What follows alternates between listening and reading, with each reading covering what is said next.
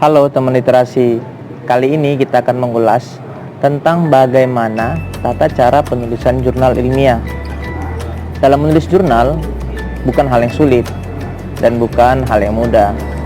Yang harus diperhatikan dan harus dimiliki oleh seorang penulis adalah rasa ingin tahu yang tinggi. Rasa ingin tahu tersebut nantinya memudahkan penulis dalam mencari referensi dan meningkatkan kreativitas dalam menulis jurnal. Baiklah, saksikan video ini lebih lanjut ya. Tentang tata cara penulisan jurnal ilmiah. Yang pertama-tama harus dipahami bagaimana proses penerbitan jurnal. Pertama adalah submit artikel. Nah, sebelumnya saya akan memberikan link di deskripsi tentang video sebelumnya yang mengenai cara mengetahui jurnal bereputasi Sinta. Nah, ketika teman-teman sudah memilih sebuah jurnal lalu disubmit, nanti editor akan memutuskan apakah naskah sesuai dengan ruang lingkup dan tipe jurnal. Selanjutnya akan ada proses evaluasi artikel oleh reviewer yang ditunjuk. Selanjutnya ada proses revisi artikel.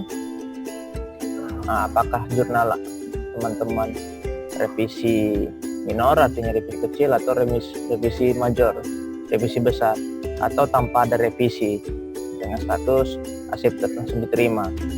Lalu tahap terakhir adalah penerbitan jurnal. Lalu kita harus memahami bagaimana tahapan penyusunan jurnal ilmiah.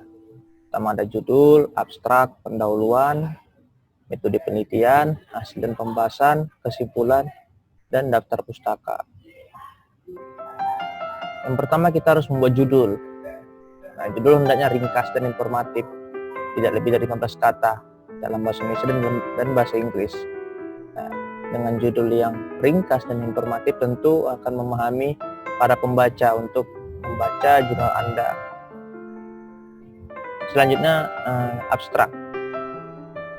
Abstrak ini ditulis secara ringkas ya dan faktual, meliputi tujuan penelitian, metode penelitian, lalu kesimpulan. Abstrak ditulis dalam satu paragraf, lalu ditulis dalam dua bahasa, yaitu bahasa Indonesia dan bahasa Inggris. Nah, panjang abstrak biasanya berkisar antara 150 sampai 200 kata. Hindarilah perujukan dan penggunaan singkatan yang tidak umum. Misalnya seperti pilkada atau KPU. Nah, harap jangan disingkat, diberikan aja langsung penjelasannya. Yang keempat ada kata kunci, terdiri dari 3 sampai 5 kata. Lalu ditulis sesuai dengan urutan urgensi kata. Ini bisa teman-teman ambil dari judul teman-teman. Ini akan memahami agar pembaca memahami apa saja fokus yang jurnal saudara buat. Selanjutnya kita akan membicarakan tentang pendahuluan. Pendahuluan berisi latar belakang masalah, penelitian terdahulu, metode penelitian, tujuan penelitian, landasan teori. Nah, sebelumnya yang harus diperhatikan adalah hindarilah sub-sub dalam pendahuluan. Nah, pendahuluan hendaknya mengandung 5 poin ini. Lalu presentasi panjang halaman antara 10 sampai 15% dari keseluruhan panjang tulisan teman-teman. Lalu rujukan hendaknya, biasanya jurnal saat ini sering menggunakan body note. Jadi teman-teman bisa menggunakan nama belakang penulis dan tahun terbit tanpa nomor halaman. Nah, lalu yang terakhir adalah untuk dijadikan pisau analisis dalam tulisan teman-teman, tentunya harus paparkan terlebih dahulu landasan teori dengan kalimat yang lengkap, ringkas, serta benar-benar relevan dengan tujuan penulisan artikel ilmiah. Lalu ketika misalnya teman-teman merujuk teori salah satu seorang, tentu harus teori kata-katanya harus disarikan, artinya jangan bulat-bulat lah dikutip teori tersebut. Jadi bisa teman-teman ambil idenya, lalu bisa teman-teman gunakan dengan bahasa. Lalu metode penelitian. Nah, informasinya secara ringkas mengenai materi dan metode yang digunakan dalam penelitian, meliputi subjek, bahan yang diteliti, hal yang digunakan, rancangan percobaan atau desain yang digunakan, teknik pengambilan sampel, variabel yang akan diukur, teknik pengambilan data, analisis dan modelisasi yang digunakan. Jadi biasanya metode penelitian ini bisa teman-teman buat dalam 1 atau 2 paragraf. Lalu jika misalnya ada metode penelitian yang sudah familiar atau sudah sangat banyak digunakan orang, bisa disebutkan saja dia apa metode penelitiannya. Contohnya misalnya penelitian ini menggunakan deskriptif kualitatif atau studi literatur. Nah, jadi teman-teman tidak perlu lagi mengeksplor menurut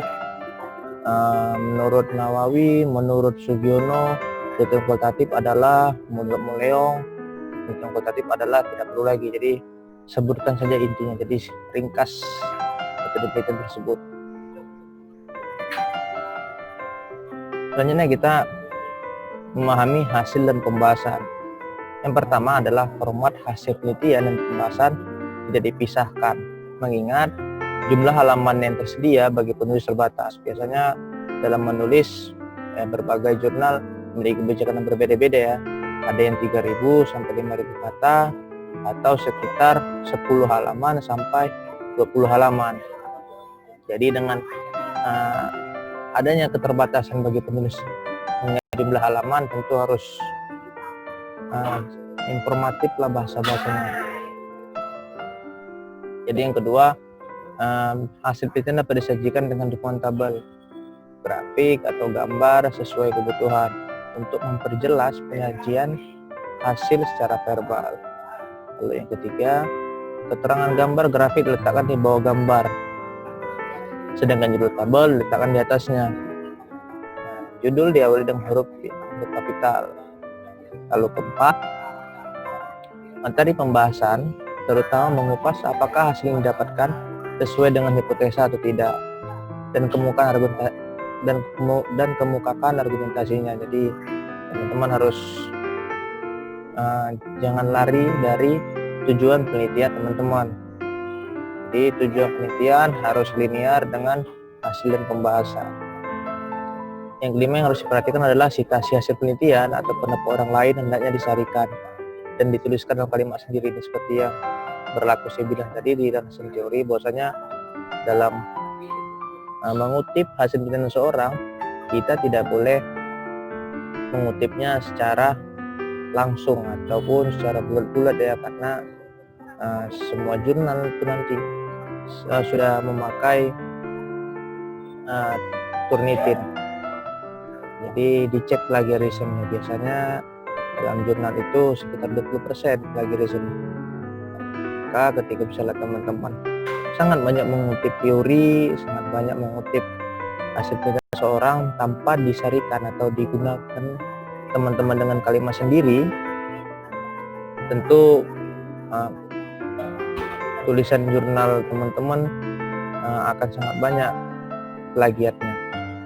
Lalu yang terakhir adalah pengutipan rujukan dalam pembahasan jangan terlalu panjang, bila perlu dihindari. Ini agar hasil dan pembahasan teman-teman ketemu originalitasnya. Yang terakhir adalah kesimpulan. Jadi kesimpulan ini hendaknya merupakan jawaban atas pertanyaan penelitian. Isi kesimpulan bukan copy paste dari pembahasan, lalu ditulis sepanjang 1 paragraf atau bisa juga 2 paragraf dalam bentuk esai, tidak dalam bentuk numerikal atau dalam bentuk angka-angka statistik ya. Lalu daftar pustaka. Yang pertama, rujukan yang dicantum dalam daftar pustaka hanyalah rujukan yang benar-benar dikutip dalam manuskrip. Nah, karena ini juga harus sangat diperhatikan ya. Jadi memang tulisan kita itu benar-benar layak lah untuk terbit di jurnal tersebut. Yang kedua adalah Untuk artikel hasil penelitian, daftar pustaka dirujuk sekitar 40% dari teks buku dan 60% artikel jurnal ilmiah. Jadi dalam membuat jurnal juga harus lebih banyak merujuk dari artikel jurnal ilmiah. Yang ketiga, kemukaryaan jurnal ilmiah yang dirujuk harus diperhatikan. Sekurang-kurangnya merupakan hasil publikasi dan biasanya 10 tahun terakhir. Lalu yang keempat, daftar pustaka disusun secara alfabetis berdasarkan urutan abjad nama penulis. Lalu bisa diperhatikan juga kebijakan jurnal yang dituju itu dia menggunakan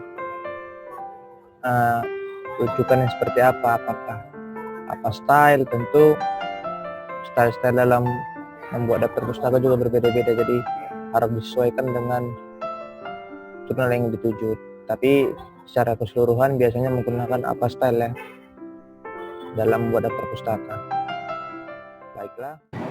Bagaimana teman-teman sekalian? Semoga video ini bermanfaat ya dan dapat meningkatkan kita dalam menulis sebuah jurnal. Apabila ada kekurangan, saya minta maaf.